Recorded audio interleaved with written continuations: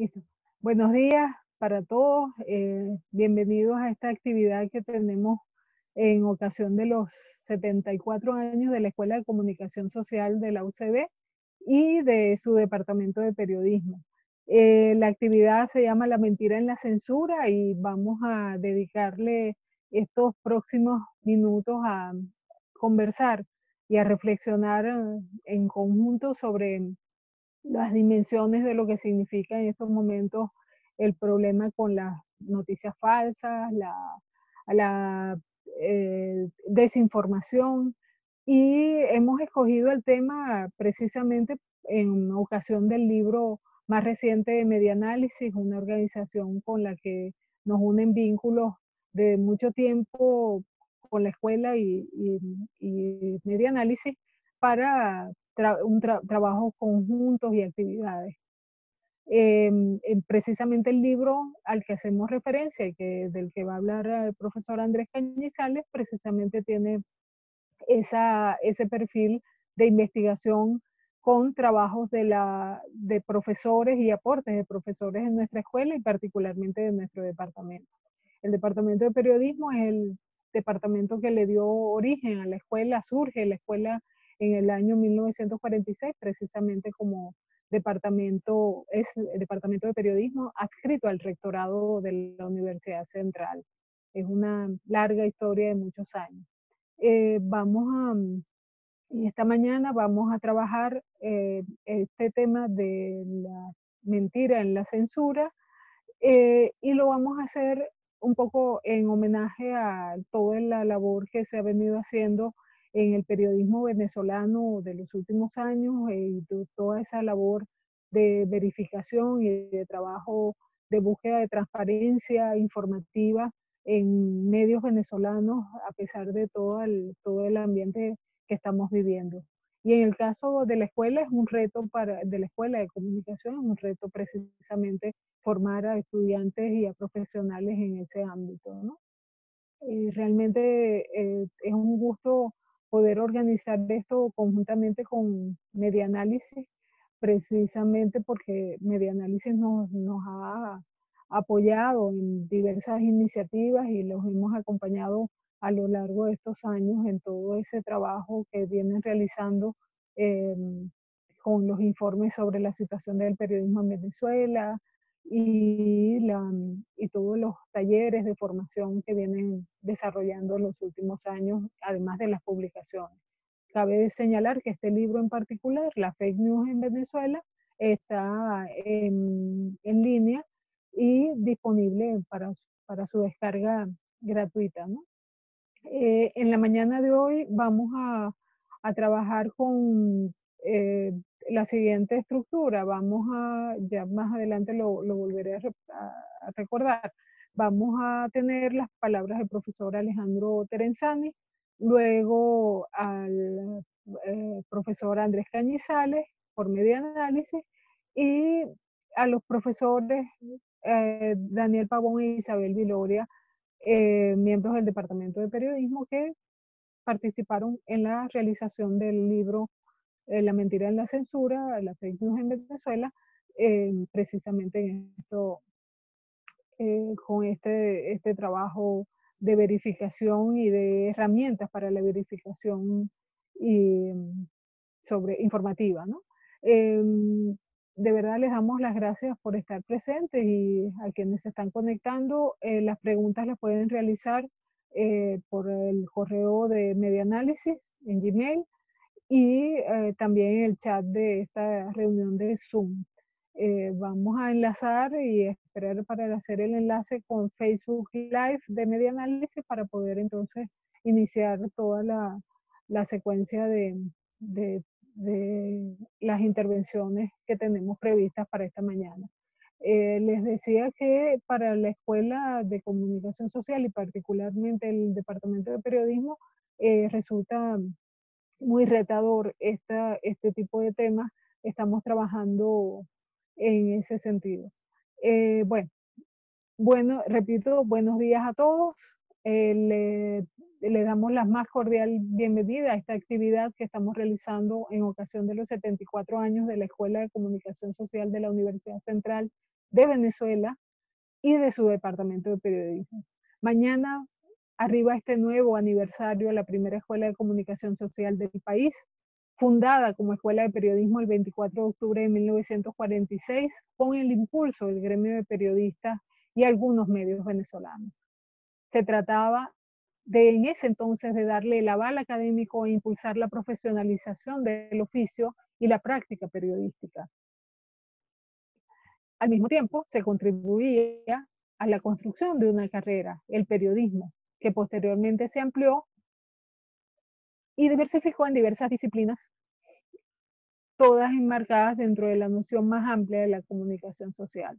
Pasados todos esos años, la comunicación social y el periodismo se enfrentan a nuevos desafíos relacionados con el desarrollo de la profesión periodística, pero también con la realidad del país. Por eso, hoy hemos organizado esta actividad conjuntamente con Medianálisis, una asociación civil que desarrolla un interesante y muy activo papel en defensa de la libertad de expresión y el derecho a la información. También esta organización investiga sobre la calidad y las condiciones del periodismo y de los medios nacionales. Este foro virtual que hemos llamado La mentira en la censura tiene que ver con este tema de mucha vigencia en nuestro presente y un verdadero desafío para nuestras escuelas de comunicación social, como son las llamadas fake news y la desinformación y los cada vez más sofisticados mecanismos para la distorsión con mensajes falsos que circulan en medios, en redes sociales, y cuya capacidad de dispersión ha llevado incluso a la OEP, a la Oficina Panamericana de la Salud, a hablar de infodemia, tan peligrosa como los virus que hoy nos amenazan. De allí que se propicia la publicación del más reciente libro de Medianálisis y de su Observatorio Venezolano de Fake News, titulado La Fake News en Venezuela, la mentira en la censura, para abrir un espacio de reflexión y de discusión sobre los retos del periodismo ante las noticias falsas, la desinformación y su impacto en el entorno mediático y social venezolano. Un fenómeno que ha sido estudiado en este libro en el que participan profesores de la escuela y de nuestro departamento. En la mañana de hoy vamos a tener con nosotros al profesor, como les dije, al profesor Alejandro Terenzani, director de la Escuela de Comunicación Social de la UCB, el director número 20 en toda la historia de estos 74 años de la escuela. También vamos a tener al profesor Andrés Cañizales, profesor de la UCAP, también estuvo con nosotros como profesor unos años en la Escuela de Comunicación Social, director de Medianálisis y uno de los coordinadores de este libro, junto con la profesora, nuestra querida profesora Mariela Torrealba, del Departamento de Periodismo, y el profesor eh, Hernández, eh, León Hernández, del Observatorio Venezolano de Fake News. También entonces tendremos luego a los profesores Isabel Viloria y Daniel Pavón, docentes y periodistas de nuestro departamento. La dinámica entonces será, cada expositor tendrá unos minutos para desarrollar su presentación y luego cerramos el orden de las intervenciones. Vamos a pasar al ciclo de preguntas y respuestas. Les pedimos que las vayan preparando, vayan incluso colocándolas en el chat mientras avanza el foro. Sin más, dejo con ustedes al profesor Alejandro Terenzani, director de la escuela, y para que dé sus palabras en nombre de la Escuela de Comunicación Social de la UCB. Bienvenidos todos y disfrutemos de esta actividad. Muchísimas gracias por estar presentes. Adelante, profesor Terenzani. Hola, muy buenos días. Gracias, profesora Moraima. Hermosas palabras para iniciar este foro chat, muy significativa la reconstrucción de alguna manera histórica de lo que ha sido el inicio de esta Escuela de Comunicación Social que me toca dirigir en estos momentos tan particulares. Estamos celebrando un aniversario de nuestra escuela de manera virtual. Nosotros solemos hacer muchas actividades durante la semana en las instalaciones de la Escuela de Comunicación, ahí en la Universidad Central de Venezuela, en las residencias Vargas II. Tenemos muchos años ahí. Pero esta vez, bueno, hemos tenido que reducir por el asunto de la pandemia, de la virtualidad. Afortunadamente, pues tenemos esta hermosa actividad el día de hoy con este tema tan interesante, la mentira en la censura, y que estamos haciendo en conjunto con Medianálisis. La Escuela de Comunicación firmó, ya vamos para 2 años, con un acuerdo de colaboración mutua con Medianálisis, gracias a la profesora Mariela Torrealba, que está aquí, también del Departamento de Periodismo, el profesor Andrés Cañizales, que creo que es fructífera. Este libro, por ejemplo, es una muestra de estas cosas que estamos haciendo en conjunto, que es importante. La escuela tiene que integrarse a todas las actividades que tienen que ver con la comunicación contemporánea, con el periodismo contemporáneo. Estamos viviendo una era de cambios tecnológicos, de paradigmas, de modelos de comunicación, del modelo mismo, el periodismo. Este foro, esta actividad está organizada por el Departamento de Periodismo de la escuela, pero va más allá, ¿sí?, de lo que es el periodismo tradicional.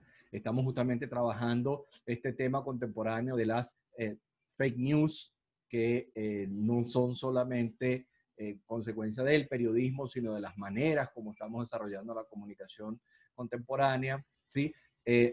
Cómo se censura. Sabemos que el tema de la censura es casi que sempiterno, pues, ¿no? Pero ahora han cambiado las formas. Y esto es parte del trabajo que se está haciendo. Estamos investigando estas nuevas maneras, estas formas que son casi nuevas en la manera como se presentan, a pesar de que, como dije, la censura y las noticias falsas pues son casi tan antiguas como la información. Entonces, a nombre de la Escuela de Comunicación Social, estoy dando por inaugurada esta actividad que me parece muy valiosa, muy interesante, con 3 amigos, 3 personalidades importantes en la investigación de la comunicación.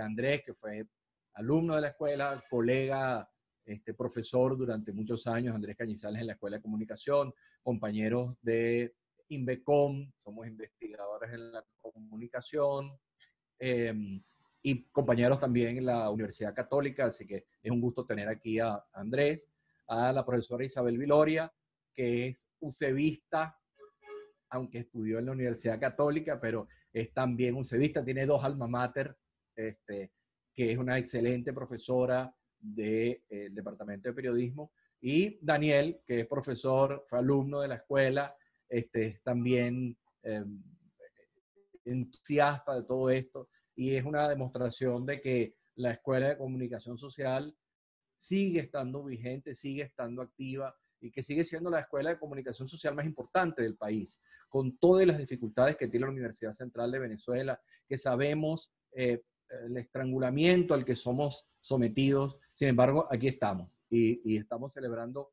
otro aniversario en estas condiciones de pandemia, pero seguimos trabajando. Así que bueno, para mí es un honor, un gusto, un orgullo estar aquí con ustedes y dar por iniciada esta actividad del día de hoy en este foro chat sobre la mentira en la censura, el libro que va a presentar el profesor Andrés Cañizales, y las exposiciones tanto de la profesora Viloria como del profesor Pavón. Así que bueno, gracias, profesora Moraima. Tienen ustedes la palabra.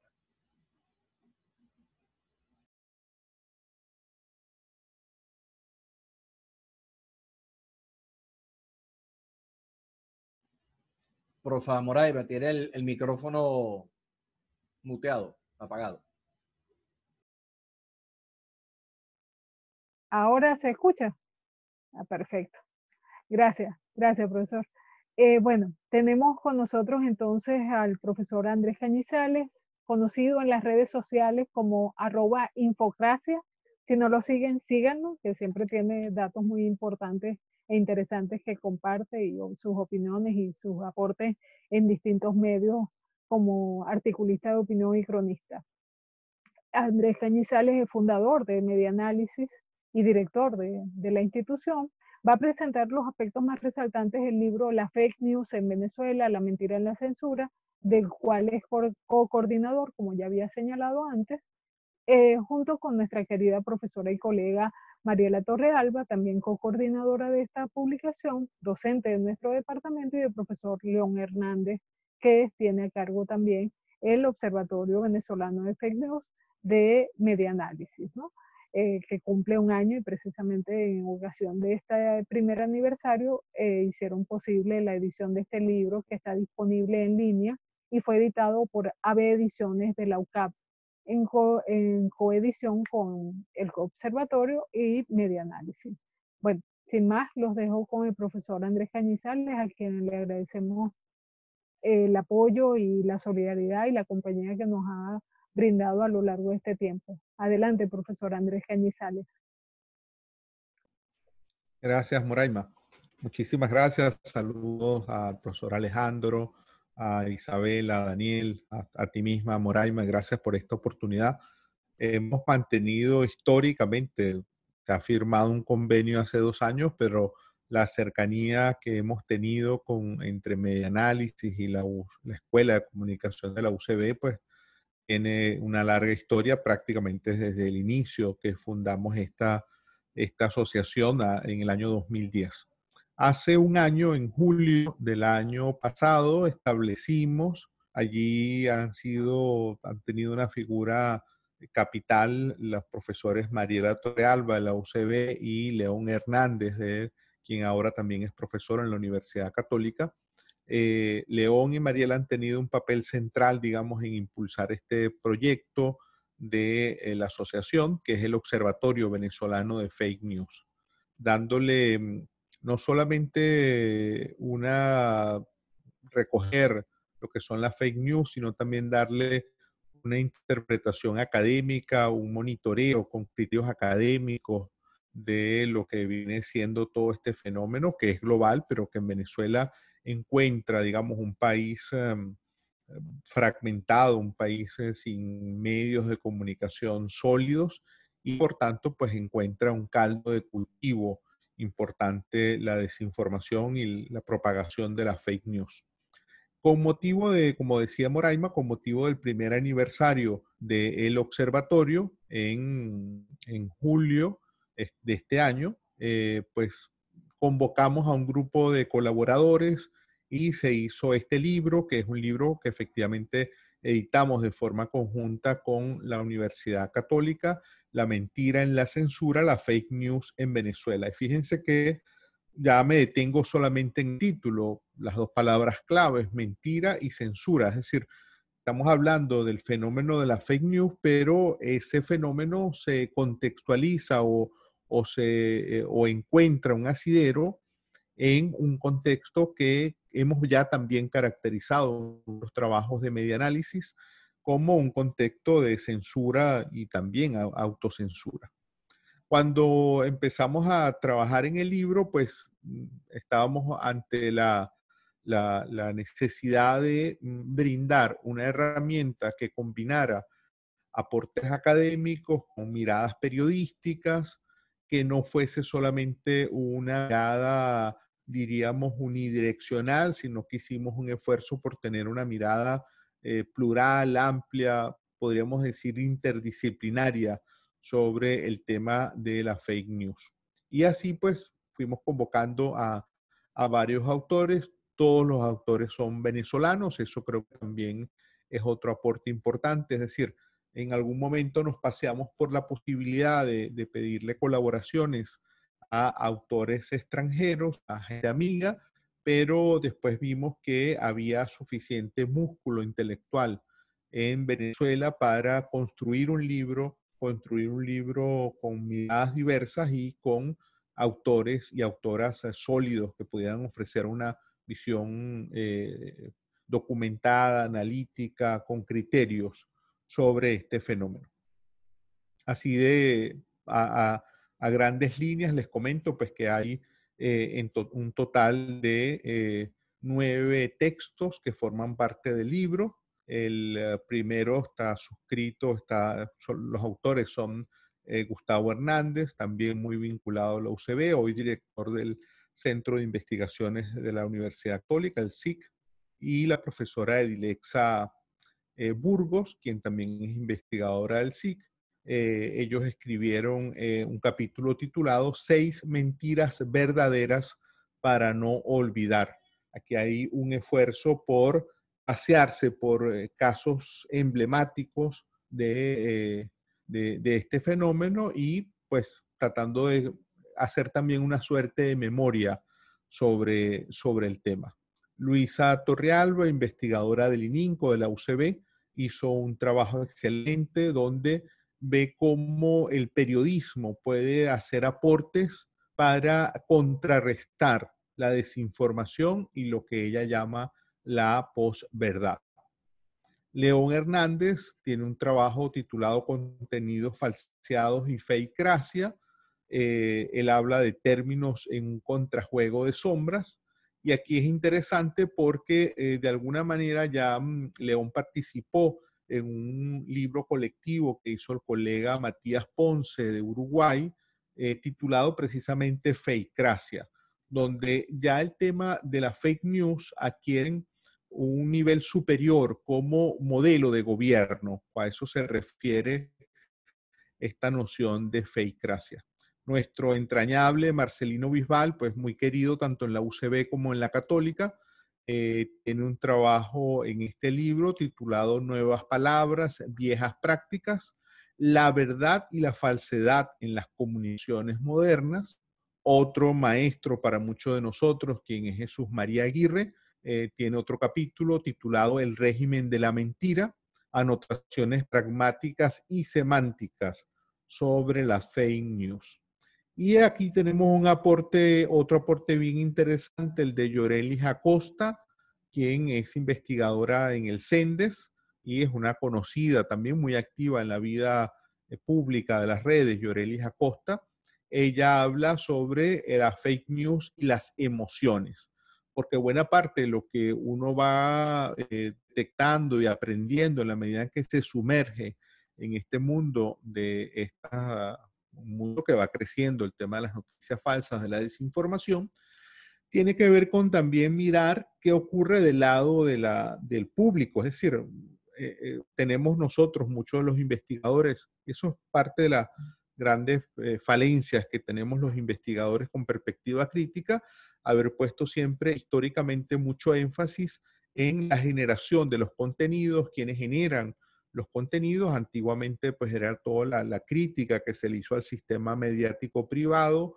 En los últimos años en Venezuela, la crítica que hemos hecho al sistema mediático público oficial, y ahora con el tema de la fake news, ¿quiénes generan la fake news? ¿Qué hay detrás de esos laboratorios?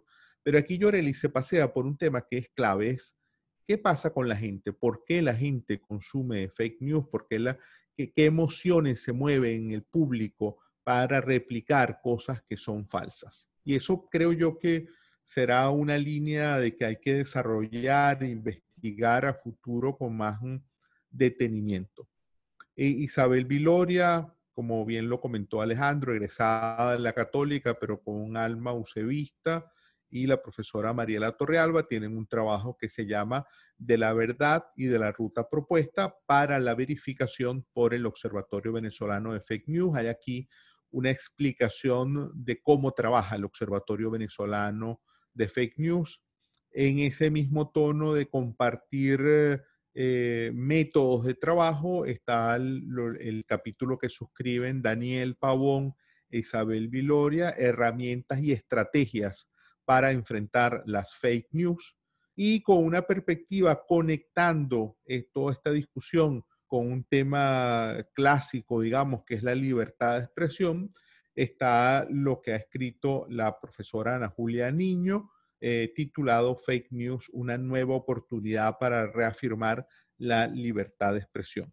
Aprovecho de comentarles pues que este libro se puede descargar de forma gratuita, tanto en la página, se puede descargar desde la página del Observatorio de Fake News, y de alguna manera pues queremos que tenga una amplia difusión para que sea una herramienta, dado que precisamente pues allí también compartimos herramientas de trabajo, métodos de cómo se están detectando y trabajando las fake news, junto con esa mirada, digamos, académica que nos ayude a entender la complejidad del fenómeno al cual nos enfrentamos. Cierro esta intervención. Es algo que me impactó cuando lo leí y es algo que ahora tengo muy presente, a principios de este año se había divulgado una encuesta de la agencia Reuters, del Instituto Reuters de Periodismo, que es un instituto que está pensando el periodismo en este contexto y el periodismo a futuro, y entrevistaron a unos 300 editores de medios en unos 60 países.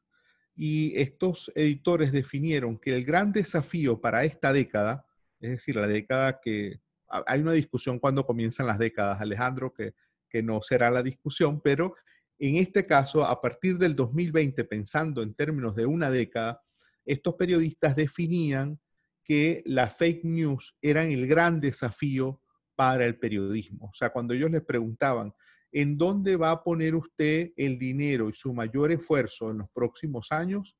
En general, estos editores de unos 60 países decían que el gran esfuerzo al cual tenía que abocarse, dedicarse al periodismo, era al combate de la fake news. Bueno, agradecido por esta oportunidad y muchísimas gracias, Moraima, Alejandro, pendientes con ustedes y acompañándoles aquí Daniela e Isabel.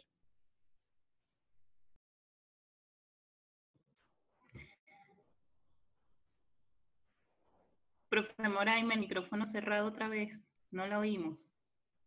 Ajá, ahora sí. Disculpen. Bueno, muchísimas gracias, profesora Andrés Cañizales, por la presentación.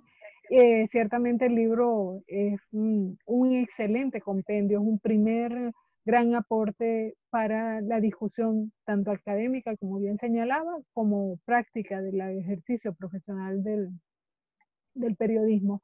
Y pensaba que así como la fake news, y haciendo alusión a lo que señalaba el profesor Andrés del Instituto Reuters, así como las fake news son el gran desafío para los medios, también lo son para nuestras escuelas de comunicación y para sus departamentos de periodismo.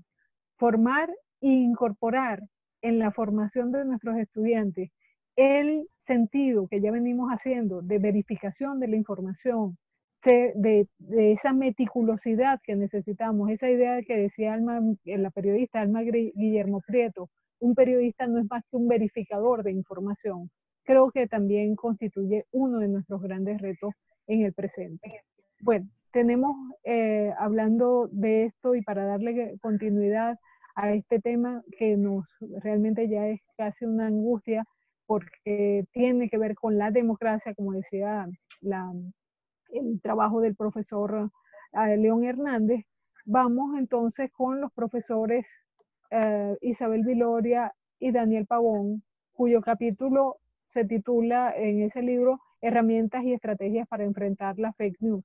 Es un interesante compendio y de verdad muy detallado análisis de todas esas posibilidades que tenemos en estos momentos los periodistas, el ciudadano, para encarar, para verificar información falsa y contenidos e imágenes falsas. De verdad es un aporte, lo felicito de entrada por ese trabajo que es muy interesante y que vamos a tener oportunidad de escuchar por los propios autores. Bienvenidos, profesores Isabel Viloria y Daniel Pavón. Primero la profesora Viloria va a hacer una pequeña presentación y luego el profesor Daniel Pavón va a desarrollar más en detalle algunos aspectos de este tema.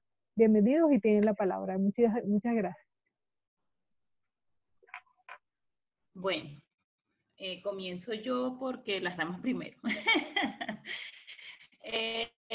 Agradeciendo la intervención de los profes que me precedieron, la presentación de la profe Moraima, las palabras de nuestro director, el profe Alejandro Terenzani, y la presentación del libro de nuestro querido profe Andrés Cañizales. Me toca entonces presentar lo que es el capítulo que construimos entre el profe Daniel Pavón y yo, que tiene que ver con las herramientas para la detección de informaciones falsas. Pero antes me gustaría comenzar por unas palabras alusivas al aniversario de la escuela, que es lo que nos convoca el día de hoy, de estos 74 años de fundación de lo que fue la primera escuela, de lo que es la primera escuela de periodismo en el país, que en medio de las circunstancias que conocemos, de las limitaciones que nos han rodeado durante muchos años, hablo a título personal, he tenido el privilegio de formar parte de esta casa de estudios desde hace 8 años. Como ya todos lo han dicho, soy egresada de la UCAP, pero con alma ucebista, absolutamente. Tengo la fortuna de tener 2 almas mater, cosa que me hace celebrar doblemente, porque celebro el aniversario de la primera escuela y el aniversario de la segunda gran escuela de comunicación social en el país.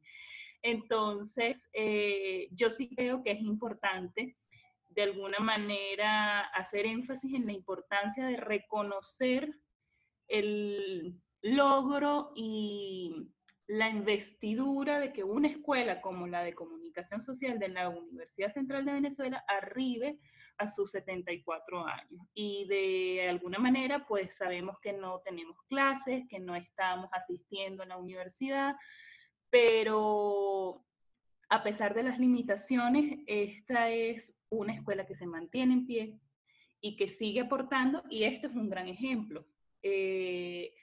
No es casualidad que 2, 3, 4, 5 profesores de la UCB estemos produciendo contenidos gracias a un convenio y a estas oportunidades que brinda el Observatorio Venezolano de Fake News.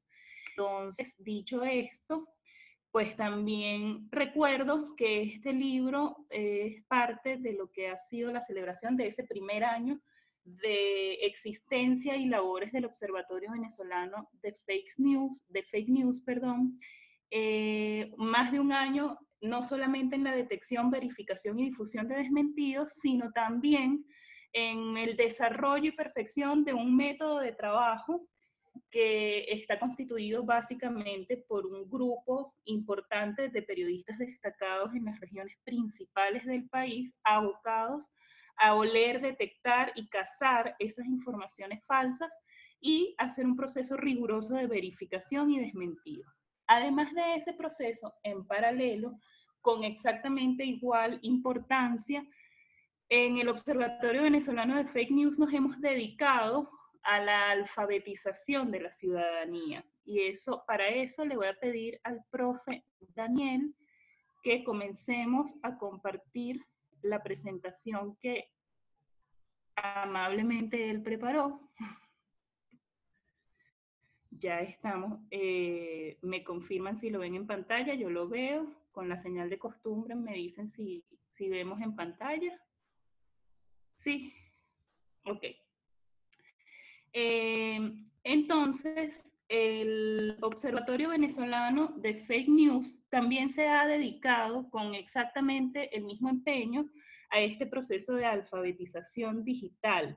¿Qué quiere decir? Que nos enfocamos también en la formación de los ciudadanos, que no necesariamente tienen que ser periodistas para emprender un proceso de verificación. Entonces, lo que buscamos es difundir estos contenidos formativos que brinden posibilidades reales de desarrollar y afilar un criterio de consumo para que al momento de recibir estos contenidos sospechosos, que apelen a cierta emocionalidad, pues tengamos la capacidad de percibir que son contenidos viralizados y que se difunden con gran rapidez y que puede que estos contenidos sean falsos. Y esa es una de nuestras metas en el observatorio, la formación y capacitación frente a una realidad que sin dudas y cada vez más, y esta cuarentena y este proceso pandémico nos lo ha demostrado así, estamos sumergidos en un proceso avasallante de generación de contenidos digitales y viralización de informaciones, y eso al mismo tiempo produce un fenómeno de desinformación, entre otras razones, por la capacidad inmediata que tienen las informaciones falsas de ser reproducidas, retuiteadas, compartidas, etcétera, ¿no? Y por supuesto, la primera herramienta de difusión, la primera plataforma a través de las que se difunden estas informaciones son las redes sociales. Entonces, el profe Daniel Pavón y yo desarrollamos en este capítulo un aporte para defendernos de las consecuencias negativas que generan estos bulos, y tratamos de agrupar y describir las herramientas que son gratuitas, que se encuentran en línea y que son de fácil acceso y además de fácil uso para verificar contenidos, todo tipo de contenidos. Y también existe un capítulo que ya había mencionado el profe Andrés, que tuve el honor de desarrollar con nuestra queridísima profe Mariela Torrealba del Departamento de Periodismo de la Escuela de Comunicación Social, que explica, da detalles, da cuenta del método de trabajo que hemos desarrollado en el Observatorio Venezolano de Fake News durante este año, más de un año ya de trayectoria, de cómo detectamos, cómo verificamos, cómo difundimos y luego cuál es el criterio de desarrollo de esos contenidos formativos, ¿no? Y aquí comenzamos a desarrollar o adentrarnos en los temas que nos atañen directamente, que son la desinformación y la infodemia.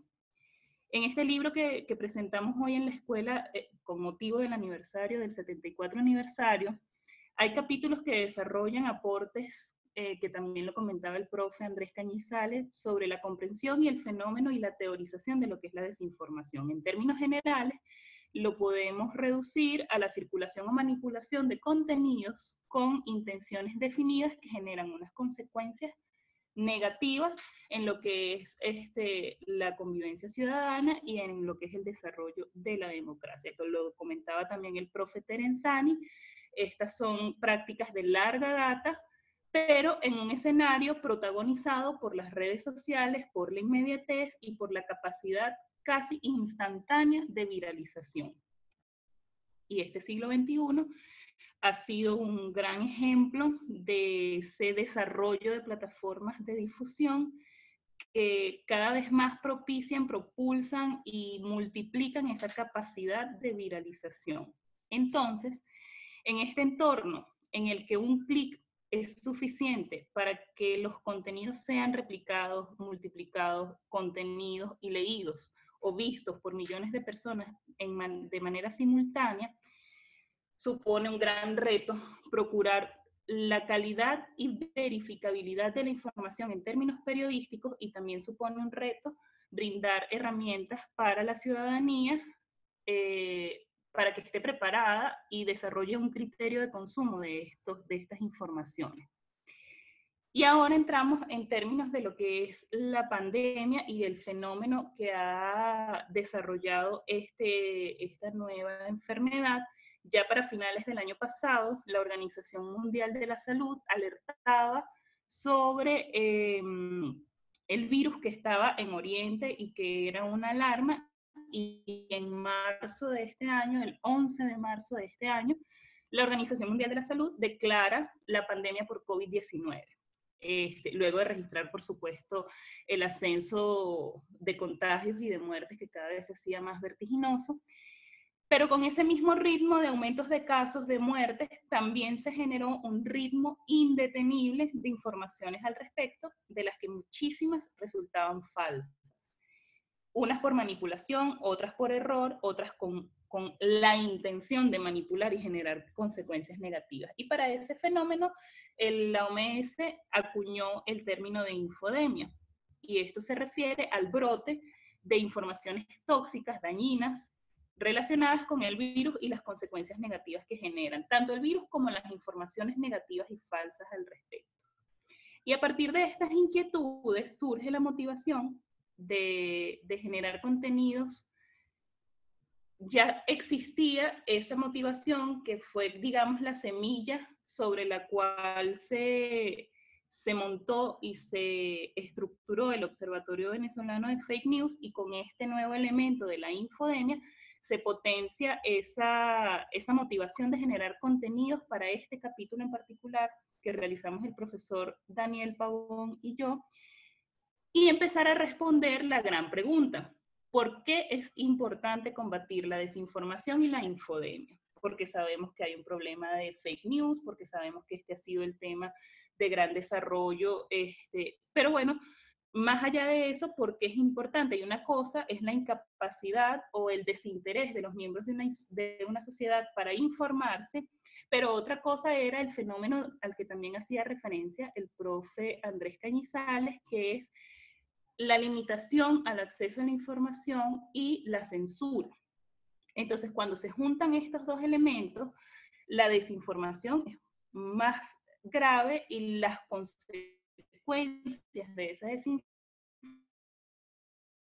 desinformación se notan cada vez más. En ese segundo escenario de desinformación por limitación al acceso a la información y por censura, es donde el Observatorio Venezolano de Fake News se plantea el desarrollo de estas estrategias de las que hemos venido hablando, o de las que he venido hablando, sobre dar a conocer, describir, enumerar estas herramientas y esta alfabetización que no pretende distinguir generaciones ni profesiones, sino que sean herramientas que estén al alcance de cualquier, así como las personas reciben informaciones falsas en grandes cantidades, que también tengan la capacidad de recibir estas herramientas para desarrollar ese criterio de consumo. Entonces, es en este sentido que se le da ese valor agregado a la verificación y a los desmentidos, porque además de recibir una información potencialmente falsa, de verificarla y de difundir el desmentido, también procuramos desde el Observatorio Venezolano de Fake News hacer un acompañamiento pedagógico, porque bueno, también somos todos profesores.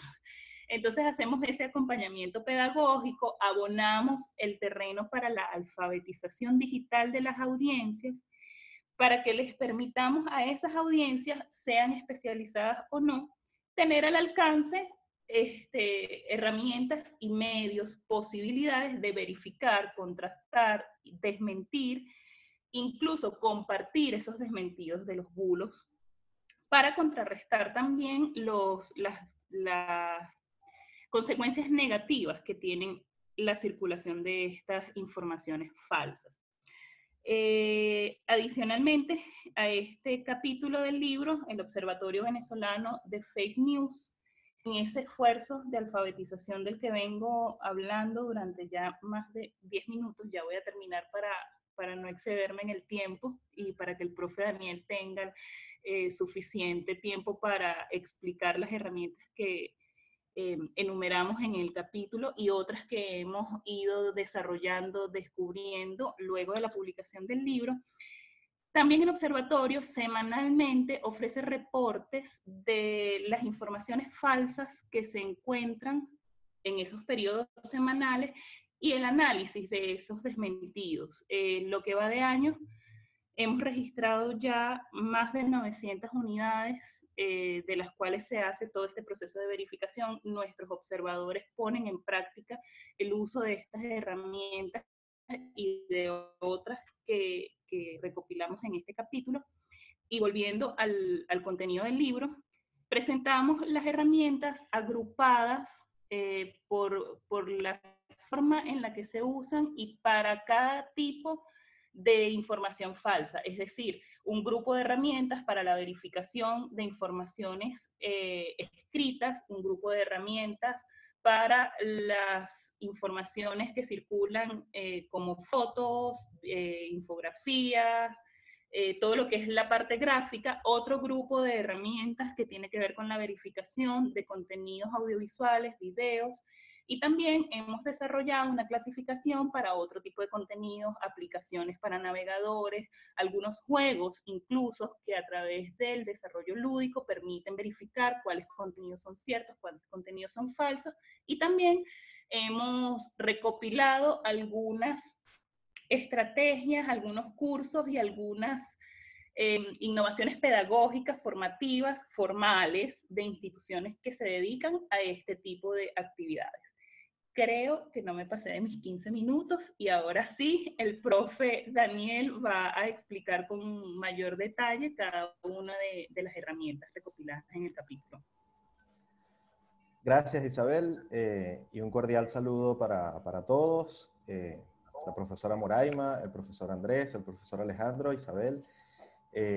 Gracias por también hacerme parte de esta celebración de los 74 años de la Escuela de Comunicación Social de la UCB.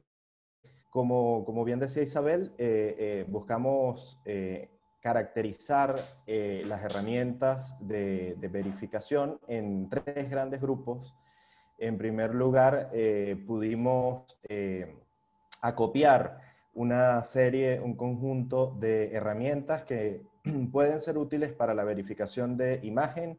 En esta llamada era de la imagen, con mucha frecuencia se manipula a través de la fotografía y cada vez está más al alcance de cualquier usuario poder trucar fotografías y poder construir realidades desde el computador.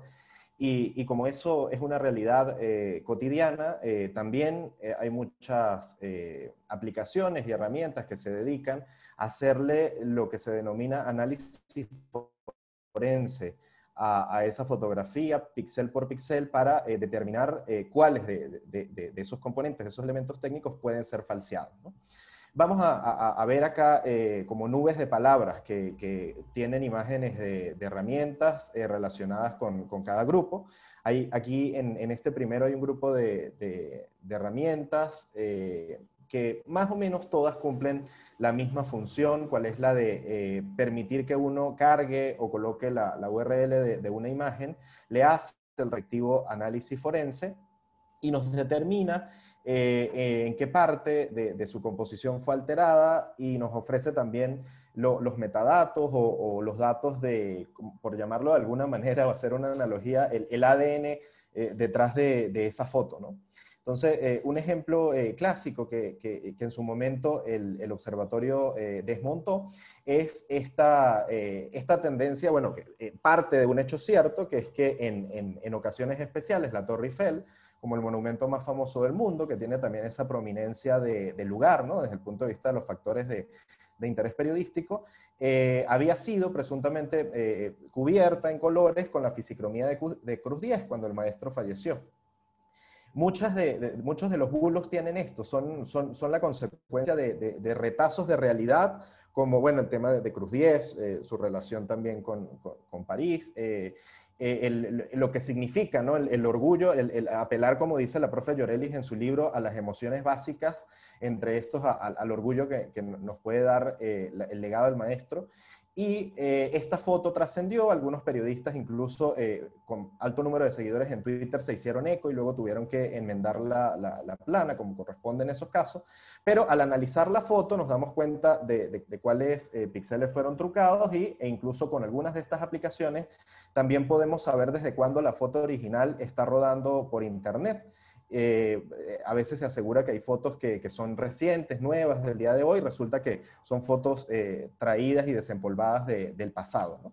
Dentro de este conjunto, primer grupo de herramientas, también hay una que nos llama la atención que se llama eCitru, que es como un repositorio o un banco de imágenes fototrampa, o de imágenes que a lo largo de la historia, desde aproximadamente 1860, han sido trucadas o han sido utilizadas con fines de desinformación.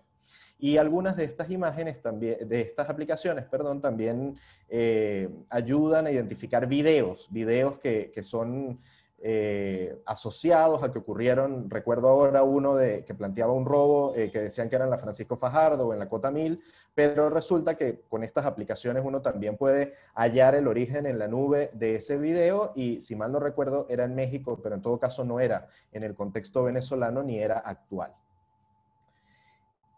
Como también se manipula con la imagen, se manipula a través, por supuesto, del texto, desde la invención misma de la escritura, y esta segunda nube de palabras tiene un conjunto de aplicaciones, sobre todo verificadores de contenido, que también nos pueden ayudar y son bien prácticos, ¿no? Ponemos, por ejemplo, el Fact Check Explorer. El Fact Check Explorer, como funciona la mayoría de ellas, es una página en la cual podemos introducir palabras claves sobre noticias falsas o bulos o contenidos engañosos que nos están haciendo ruido, como por ejemplo de que hay buches con agua caliente y sal o vinagre que si se consumen eliminan el coronavirus, ¿no? Si se emplean. Entonces, colocar palabras claves como buches y coronavirus hace que él busque toda una serie, un repositorio de páginas que se dedican a desmontar bulos y quienes ya lo han desmontado, salta allí, como en el caso de la aplicación de la agencia francesa, que también desmonta bulos y nos ayuda y nos da luces, nos da orientaciones sobre si esto ya fue detenido por alguna página. En un tercer grupo de herramientas, más heterogéneas, más variadas, encontramos, por ejemplo, páginas que nos ayudan a identificar si un perfil en Twitter que nos parece sospechoso es efectivamente orgánico, o es un bot, o es una cuenta falsa, ¿no? Entonces, a través de algoritmos, Botometer, por ejemplo, determina la posibilidad, o tantea del 1 al 5 qué tan orgánico o qué tan real puede ser un usuario de Twitter. Map-checking también nos puede ayudar a calcular cuántas personas pueden entrar en superficies determinadas con la ayuda de la geolocalización. Podemos también dimensionar de manera correcta si cosas que nos dicen de que N cantidad de personas caben en determinado espacio físico, una plaza, una avenida, puede acercarse a la realidad o puede tratarse de exageraciones. Genchi está relacionada con violencia de género. Skyline Webcams ha sido útil, por ejemplo, para las verificaciones del observatorio a la hora de recomendar a la gente. Si volvemos al ejemplo de la Torre Eiffel, y se aseguraba que ese mismo día o esa misma noche la Torre Eiffel tenía esa colorimetría, Skyline Webcams nos lleva en tiempo real a cámaras que están dispuestas frente a los lugares más famosos del mundo, entre esos la Torre Eiffel. Entonces, y también nos trae lapsos de tiempo de cómo se comportó en las últimas 24 horas con una cámara fija. Entonces, si uno ese día ingresaba a Skyline Webcams, se daba cuenta de que efectivamente la Torre Eiffel no tenía esa composición de colores durante ese día y esa noche. URL Trends, que es otra página que nos ayuda a identificar o a valorar la reputación de sitios web que nos parecen dudosos. También recuerdo que el año pasado, ante una noticia que parecía real, porque son estas noticias que apelan a lo que todo el mundo quisiera leer, o gran parte de la opinión pública quisiera leer, pero que no es tal, introducíamos allí el URL de esta página que no era para nada, no tenía buena reputación, y él nos ayudó a determinar lo mal rankeada que está, rankings como Alexa, y las denuncias que ya ha tenido por contenidos falsos. OAXI, finalmente, que es la que traemos para el ejemplo de la parte inferior de la pantalla, nos ayuda a hacer nubes de relaciones, más de relaciones entre usuarios de Twitter. Por ejemplo, este año circuló un video en el cual presuntamente un agricultor de Estado Lara estaba botando la cosecha frente a unos oficiales. No sé si lo recuerdan algunos, porque algún periodista también cayó en esta trampa y lo reprodujo. Uno puede colocar palabras claves o el URL del video en OAXI, y él automáticamente lo busca en Twitter y te dice el mapa de relaciones de quién lo tuiteó primero, quién lo amplificó, y precisamente allí uno puede determinar en la última de estas imágenes que la persona con más seguidores que hizo que esto tuviera una voz más alta, que esto se difundiera más, fue precisamente un bot, ¿no? Entonces, uno luego ve el comportamiento de ese bot, sobre qué tipo de noticias retuitea ese bot, y nos puede ayudar también a dimensionar por dónde van campañas de desinformación. Además de esta clasificación que hicimos en este artículo, clasificación o aproximación propia, lista necesariamente abierta porque son aplicaciones dinámicas, seguramente se incorporarán ya nuevas, otras probablemente por un tema de quién esté detrás de ella, el equipo, algunas tal vez cesen. Es una lista necesariamente abierta y dinámica, insisto.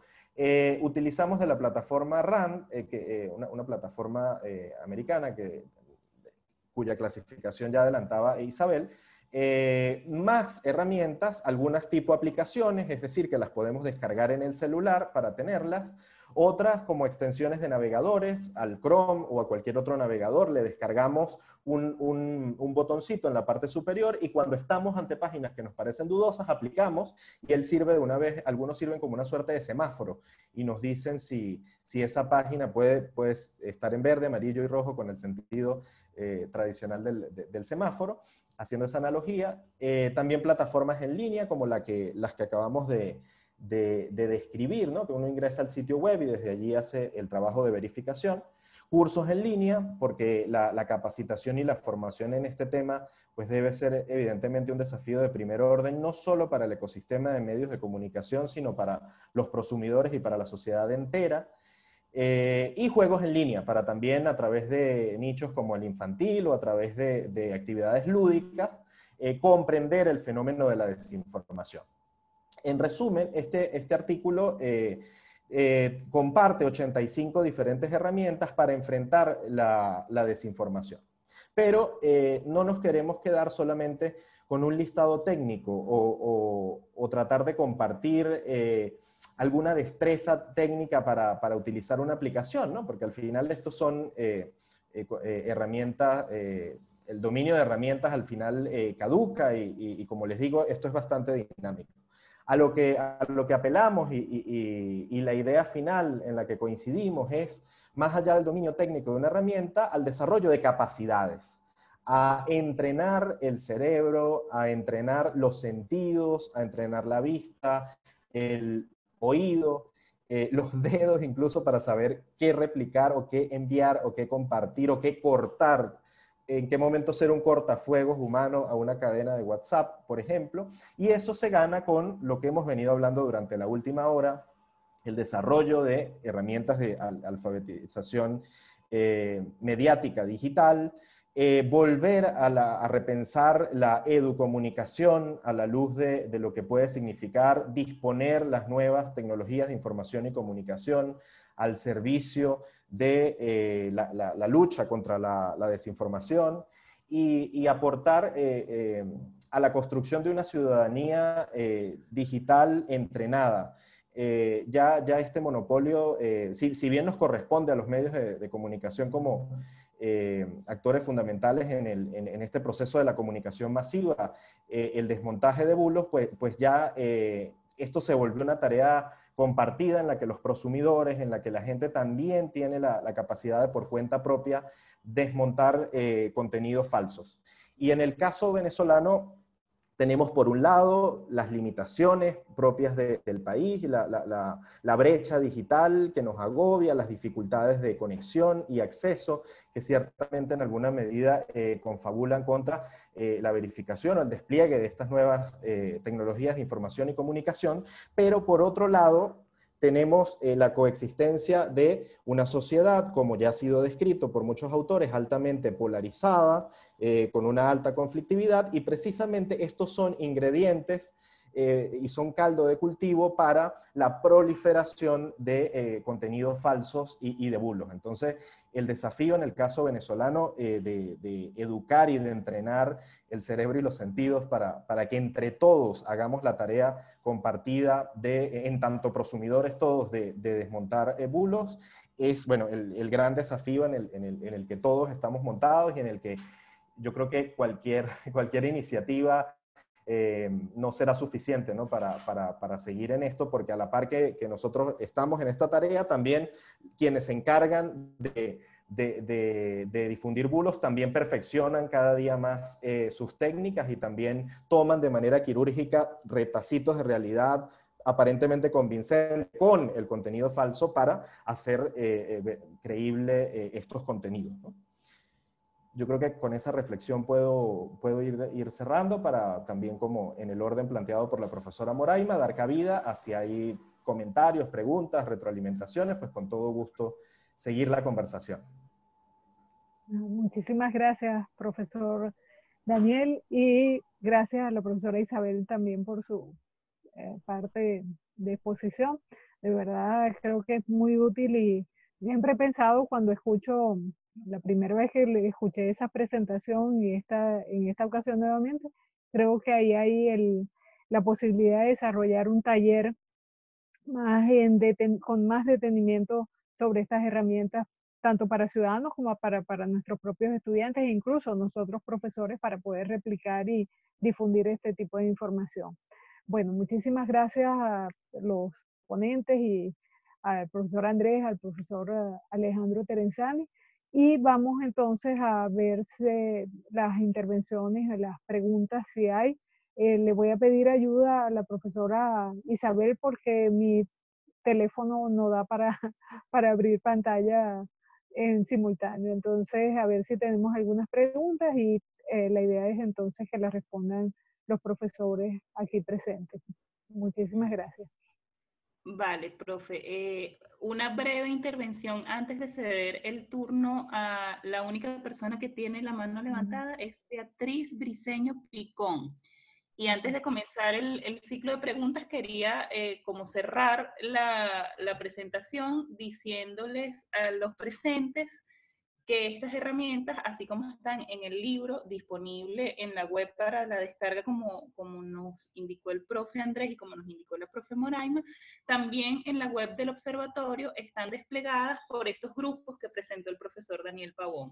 Tenemos una sección para las herramientas de verificación de texto, una sección para las herramientas de verificación de imagen, y también tenemos una sección para las herramientas de otras clasificaciones. La página web es fakenews.cotejo.info. Entonces, ahora sí, la única persona hasta ahora que tenemos en el chat con preguntas es Beatriz Briceño Picón, pero ella levantó la mano, no escribió la pregunta. Entonces, no sé si le abren el micrófono para que haga la pregunta. Vamos o si le pedimos a ver que si le escriba Carla, por el chat. si Carla puede abrir el micrófono para la intervención.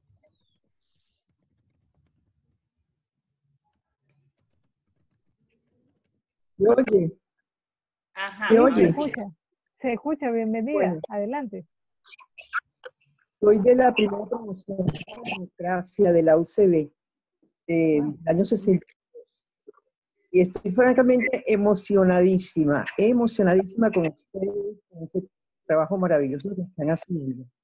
Yo, he querido en varias ocasiones conversar con gente porque veo la necesidad de que la comunicación y la educación se integren mucho más en la formación de los profesionales. En este momento hay universidades donde las facultades de comunicación están full y donde las facultades de educación están vacías. ¿Cuál es el reto también para nosotros comunicadores? Darnos cuenta de que podemos usar nuestras herramientas, no de fake news, porque eso verdaderamente yo lo que estoy es aprendiendo mucho con ustedes para estar más claro. El sufrimiento es muy grande de cada día, que ocurre, pero vamos adelante. Y bueno, me pongo a favor de lo que yo puedo, porque si me 62 ya me imaginan que no tengo 40 años, ¿no? Pero tengo todo el ánimo, toda la fuerza y todas las ganas de que nuestros nuevos comunicadores vengan mejor formados y que estén abiertos al sueño grande de una sociedad cambiante donde tenemos que dar mucho más de lo que estamos haciendo. Gracias mil y lo felicito.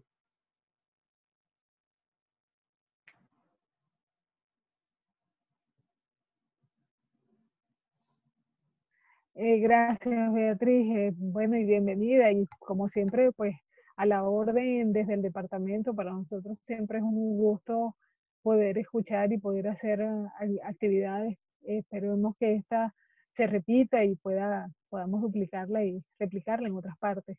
De verdad que cada vez más se hace falta, sobre todo para una ciudadanía ávida de información y sobre todo de información verificada, ¿no? Y ciertamente lo que señala es muy importante. No sé si los profesores alguno de los ponentes quiere intervenir y bueno, vamos cerrando esta actividad porque por razones de tiempo ya estamos llegando al final. Muchísimas gracias, Beatriz, por tu intervención. De verdad, muy motivadora. Profesores. Bueno, a mí me encanta cuando las personas, independientemente de la generación o el área de especificidad, muestran esa disposición, porque yo creo que esa, sin duda, es la razón de ser que ha motivado toda esta organización, desde la constitución del observatorio hasta la publicación del libro y todas estas herramientas y todos estos esfuerzos para hacer de esto, como lo decía el profe Daniel, algo dinámico y al alcance de todo el mundo. Hay varias intervenciones en el chat, las voy a leer rápidamente. Buenos días, feliz aniversario. Gracias a los profes Moraima, Andrés, Alejandro, Isabel y Daniel. Un abrazo. Eso lo escribe la profe Mariela Torrealba. Luis Rodríguez comenta que entró tarde, pero él quiere saber, cómo se compara el uso de noticias falsas entre los países de Latinoamérica. La profesora Torrealba también, una pregunta a los ponentes es cómo enfrentar, más allá de las herramientas, la tendencia humana de compartir, cómo estimular actitudes reflexivas en la población. En síntesis, cómo debe hacerse una alfabetización mediática, dónde y quiénes deben hacerse responsables.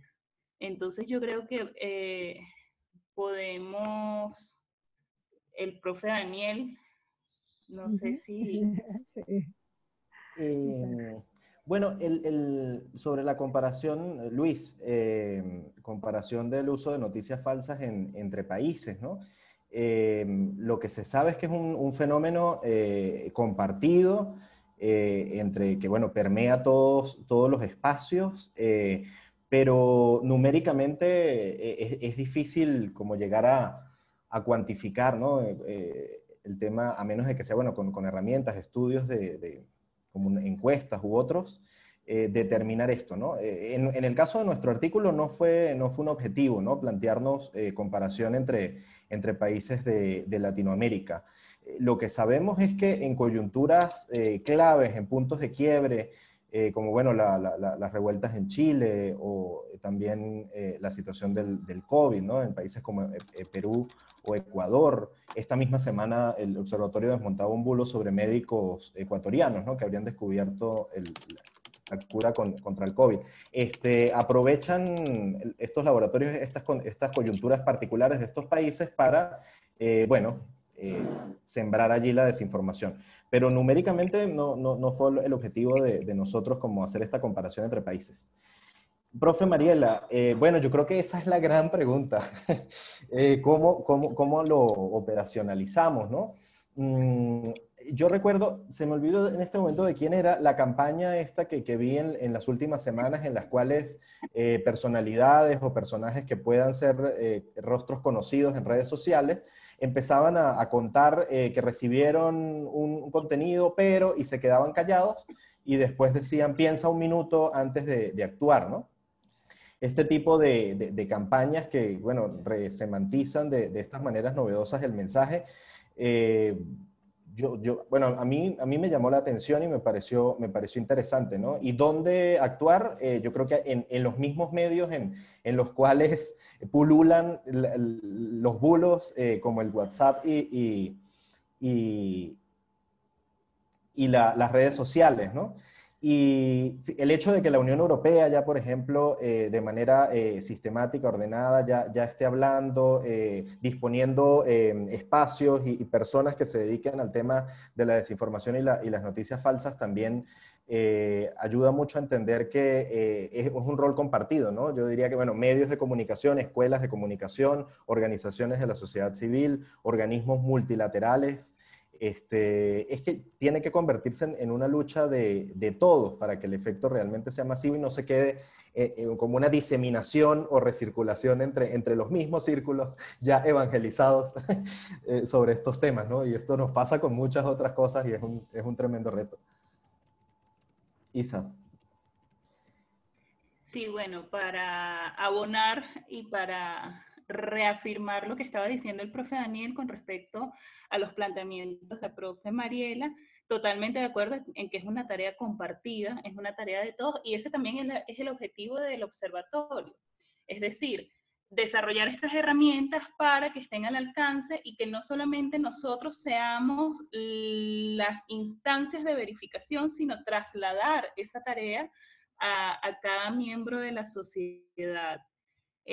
Yo voy a seguir con las preguntas porque nos siguen escribiendo al chat y la profe Rosa Valera nos escribe, estupenda actividad de gran actualidad, felicitaciones para ponentes, investigadores, profesores, medianálisis y para nuestra Escuela de Comunicación Social en la celebración de su 74 aniversario. La profe Hila, un abrazote. Tenemos aquí la profa Yacari Prado también, miembro del Departamento de Periodismo. Feliz aniversario, excelente exposición, estimados profes. Muy útiles las herramientas compartidas en tiempos de COVID-19. La infodemia ha sido otro elemento no tan micro como el virus a atacar. La profe Mariela Torrealba escribe a la profa Isabel, a mí, ¿cuál es el ámbito de las fake news detectadas por el Observatorio Venezolano de Fake News, nacionales, regionales, internacionales? Eso es importante. Brevemente, nosotros categorizamos, además de la detección de las unidades informativas que analizamos, hacemos una categorización de sus elementos, y uno de esos elementos que identificamos es el ámbito. Hemos definido 3 ámbitos: el nacional, el regional o local y el internacional. Una de las grandes fortalezas que tiene el Observatorio Venezolano de Fake News es la presencia de periodistas destacados, muy calificados en las grandes regiones del país. Por eso muchas de las detecciones que nosotros hacemos o que logramos tiene que ver con un ámbito regional y local.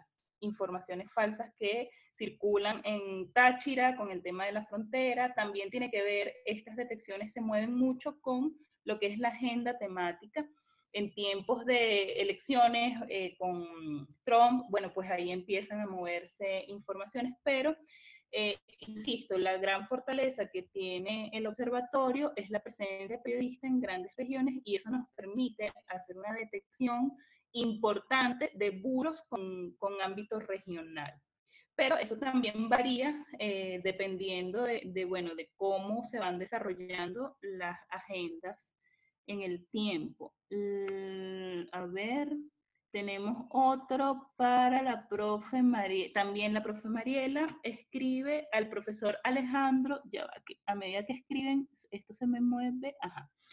Al profe Alejandro, ¿qué está haciendo la Escuela de Comunicación Social en relación a la enseñanza-aprendizaje de los procesos de detección y desmentido de los bulos?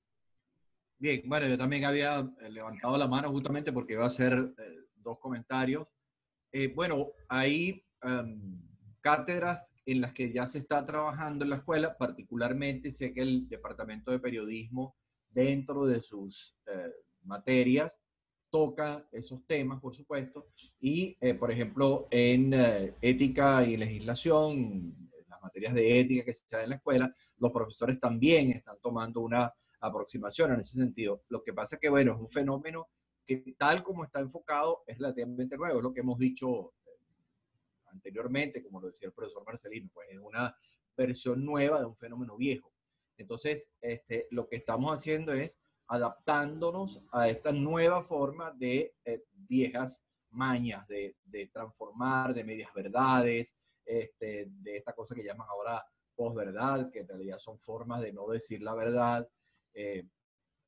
Pero indudablemente, por ejemplo, nuestro pensum todavía no ha sido actualizado y eso no está previsto. Pero eso no quita que dentro de cada cátedra y de cada profesor y de cada materia que está en relación con esto, cada departamento pues lo puede manejar. Una cosa que a mí me entrevistan y siempre contesto casi siempre lo mismo. Creo que una de las cosas más terribles que tiene, por ejemplo, una aplicación como WhatsApp es la aplicación de reenviar. Creo que eso es una plaga. Porque todo sale por ahí. Uno llega y no mira, reenvía. A mí me llegan decenas de cosas todos los días, de cosas reenviadas. Inclusive le pregunto a la gente que me lo envía, ¿quién te mandó esto? ¿De dónde lo sabes? Ah, no sé, me llegó. Yo me la paso diciendo aquí a mis amigos, a mi esposa, a mi familia, no reenvíen sin revisar. Miren quién escribe, quién lo manda, de qué se trata. Es una especie de necesidad de replicar inmediatamente lo que llega. Eso es malo, lo cual no quiere decir que la función no sea buena. Es bueno que te permitan difundir, pero el tema que la instantaneidad y la rapidez con que se pueden difundir las cosas trae estos problemas. Nadie se toma unos segundos, por no decir unos minutos, para revisar. A mí la mitad de las cosas que me llegan sé que están tergiversadas o que son falsas, lo tengo que revisar por varias fuentes, pero claro, uno tiene una formación para eso, el público general no. Entonces, ahí hay un problema de educación. En la escuela de comunicación tenemos que enfocarnos en eso también, enseñar a nuestros estudiantes a que hay que estar atentos. Antes se enseñaba igual en periodismo, chequear las fuentes, revisar, tener 3 puntos de vista distintos. Lo que tenemos nuevo ahora es la gran velocidad y la enorme difusión que tienen estas redes sociales, que por supuesto tienen muchísimas cosas positivas. Yo estoy en todas las redes, o casi todas, menos en TikTok, porque eso es para los chicos. En la mayoría estoy, pero tienen estos problemas de descontrol de la información. ¿Okay?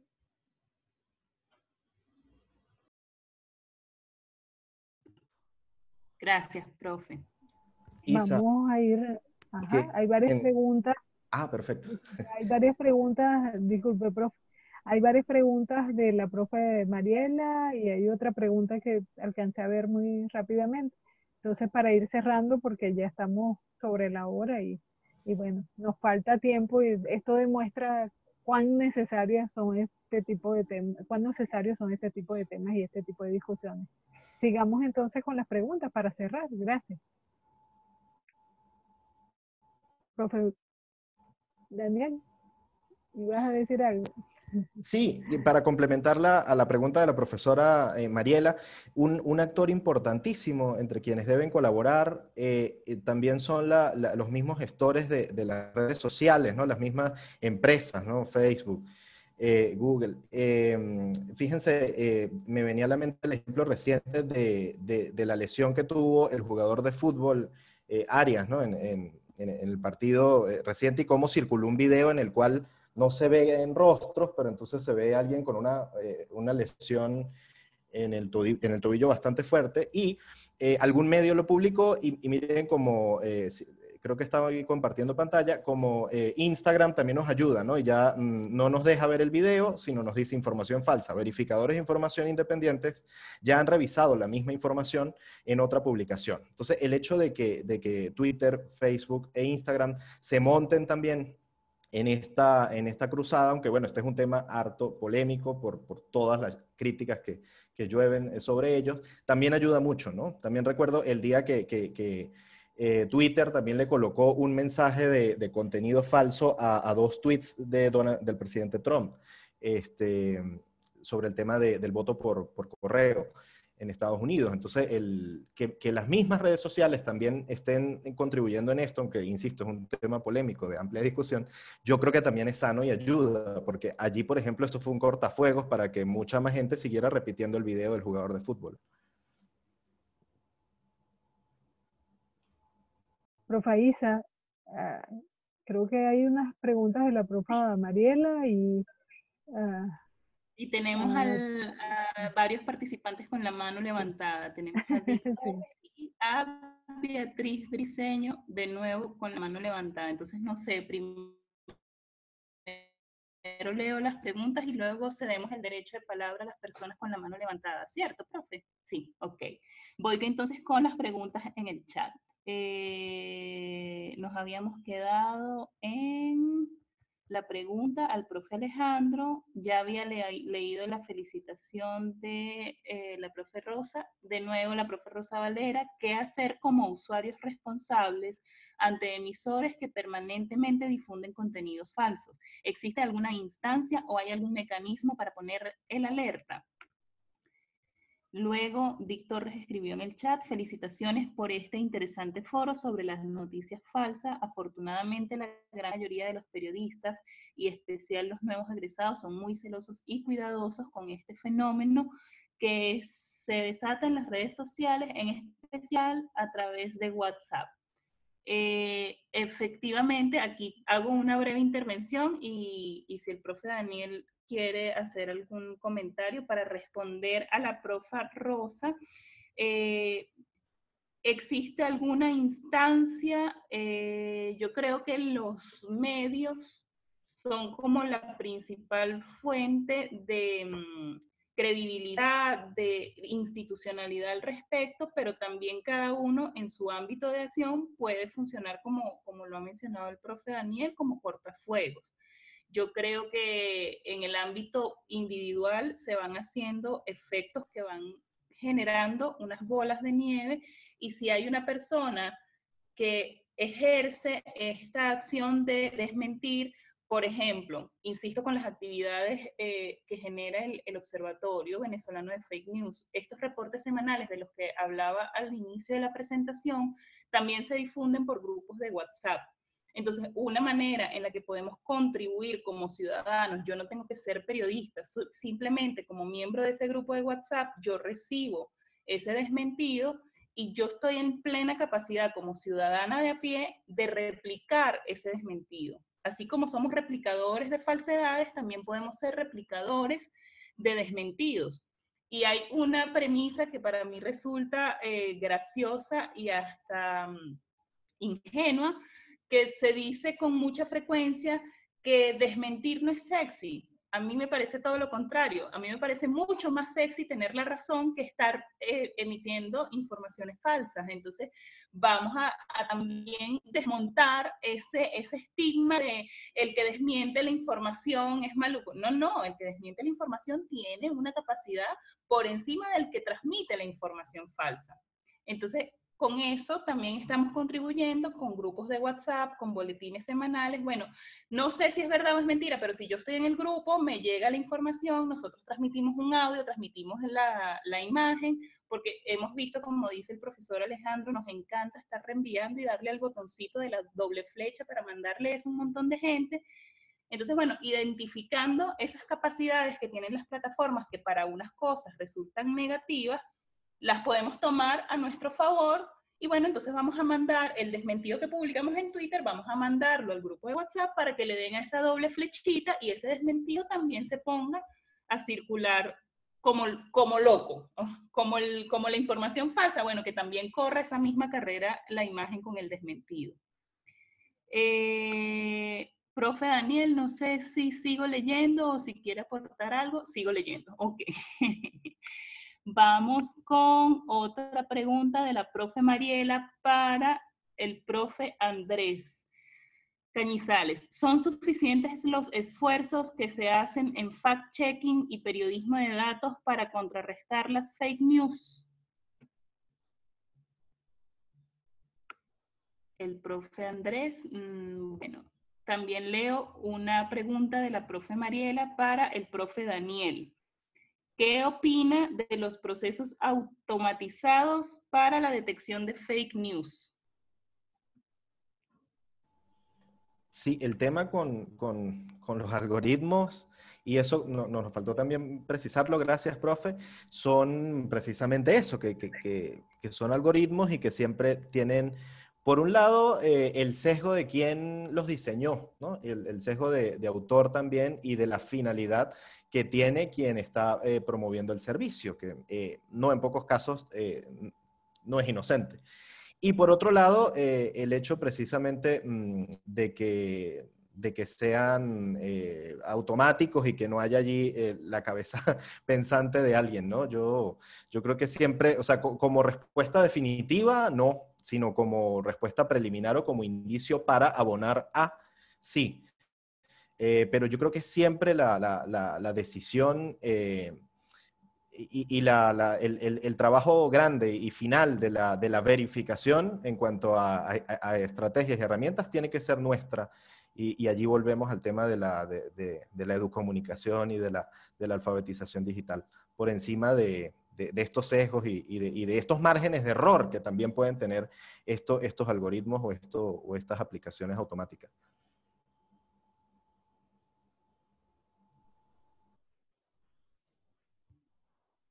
Seguimos. Seguimos. Creo que Yacari preguntó dónde puede suscribirse para, la profe Yacari del departamento, para suscribirse para recibir los boletines del observatorio. Creo que también está en redes, así que también la dirección del observatorio se puede conseguir por ahí.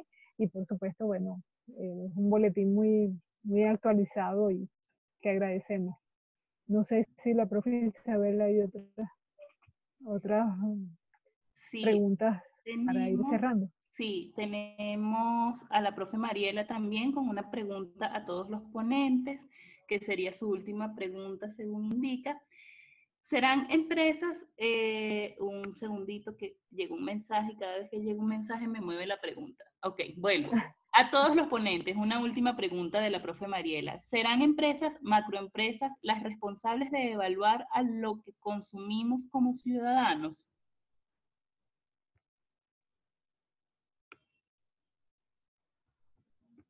A ver. Isa, no sé qué piensas tú, pero bueno, no deberían ser los únicos actores en este terreno, pero toca también darles el voto de confianza y que ellas también, estas empresas, desarrollen esa tarea de evaluación del consumo de una manera ética, ¿no? Yo creo que, bueno, esto que decíamos que están haciendo Facebook, Twitter e Instagram, creo que apunta a mostrar esa fachada, aunque también sabemos que tienen sus haters, por otro lado, bueno, que los acusan, ¿no? Precisamente con todo este tema de los algoritmos de la construcción de realidades, que bueno, es otro debate. Yo creo que la sociedad tiene que pedirles a ellos también transparencia y ética en esta tarea, pero tampoco relegarles a ellos únicamente esta función. No sé qué piensa Isa. Yo estoy de acuerdo contigo y justo iba a comenzar la intervención por esas acotaciones que hacías y por ese ejemplo que nos mostraste de Instagram. Yo sí creo que son aportes valiosos, pero también dudo de la transparencia que puedan tener, no en este ejemplo con un video que efectivamente no tenemos lugar a dudas, pero también esos algoritmos se pueden prestar para manipulaciones, porque al final de tu intervención con la presentación del capítulo, bien lo decías, una cosa es la herramienta y otra cosa es el cerebro. Entonces yo apelo más a la función del cerebro, a la función de la capacitación del criterio, y sí estoy de acuerdo con que deberían ser parte de este proceso las empresas y las macroempresas, sí estoy de acuerdo en que deberían generar aportes, pero que esos aportes también vengan acompañados de estas demandas de transparencia. No sé si el resto, porque la profe hace la pregunta para todos los ponentes, no sé si algún profesor quiera aportar, algún otro profe quiera aportar.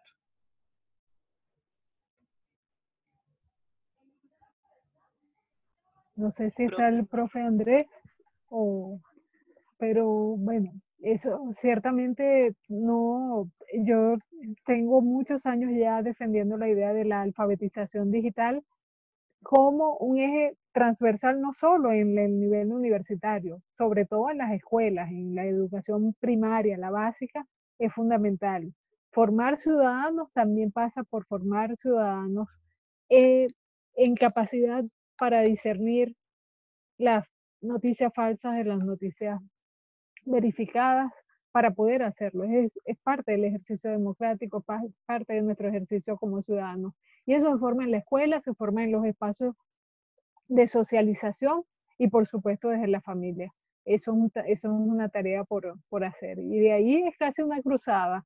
Debo recordar que también hay una actividad de la Semana de la Alfabetización Digital que está realizando la próxima semana el Instituto de Investigaciones de la Comunicación, nuestros hermanos del área de comunicación de la Facultad de Humanidades de Educación. Aprovecho también para invitarlos a participar en toda una serie de actividades que incluyen, por cierto, la presentación también de este libro en el marco de esa actividad.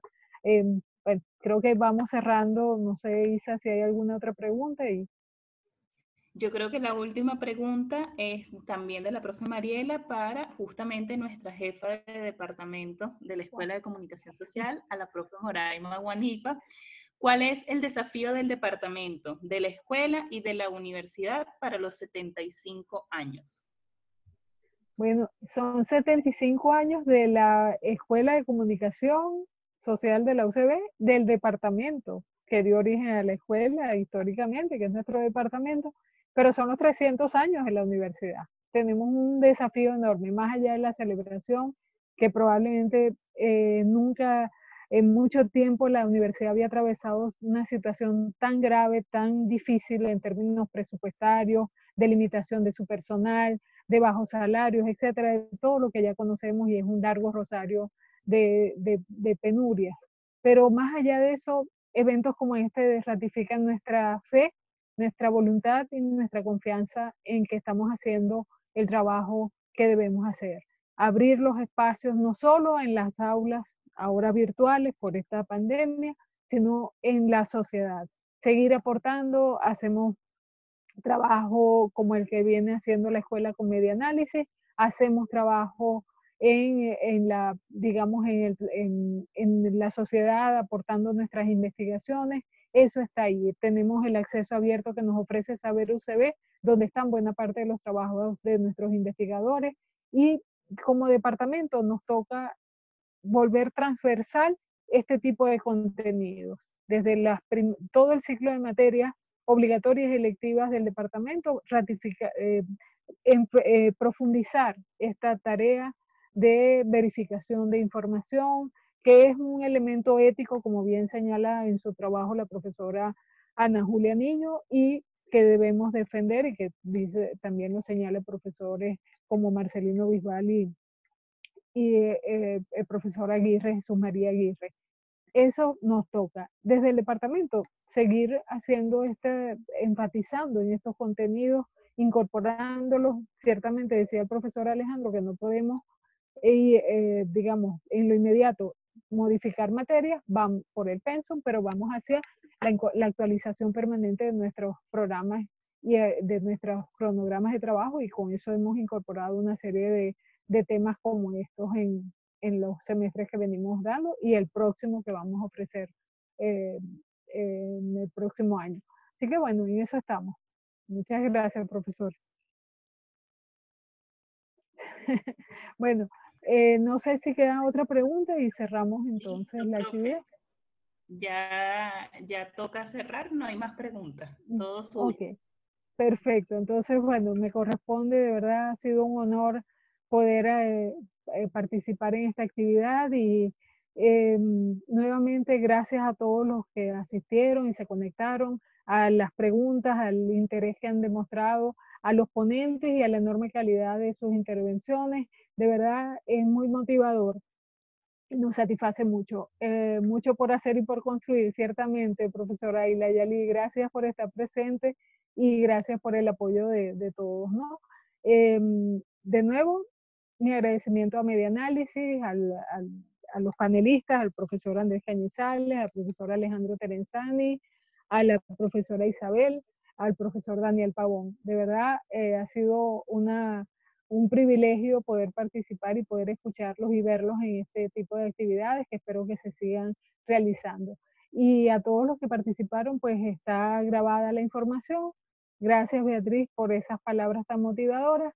Y a ustedes, todos los que participaron, a Luis Rodríguez, a todos los que intervinieron, a la profe Yacarí, a la profe Isla, pues todo nuestro agradecimiento por estar presentes. Este material está en Facebook Live de Media Análisis.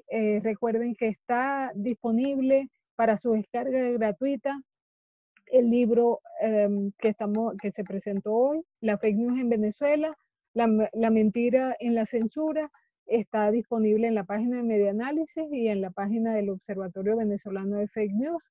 Está la página y las redes del Observatorio de Media Análisis, de los profesores, de @Isa Viloria, de @Dalpac, de @Infocracia, de @Aterenzani. Ahí hay información permanente sobre estos temas. Así que bueno, muchísimas gracias y también un fuerte abrazo para todos, y que feliz fin de semana, feliz aniversario para nuestra querida escuela, que mañana arriba a sus 74 años y camino a los 75 años de su fundación. Muchísimas gracias a todos. A ustedes. Bueno, ya. Cerramos entonces la actividad. Gracias, profesor Daniel.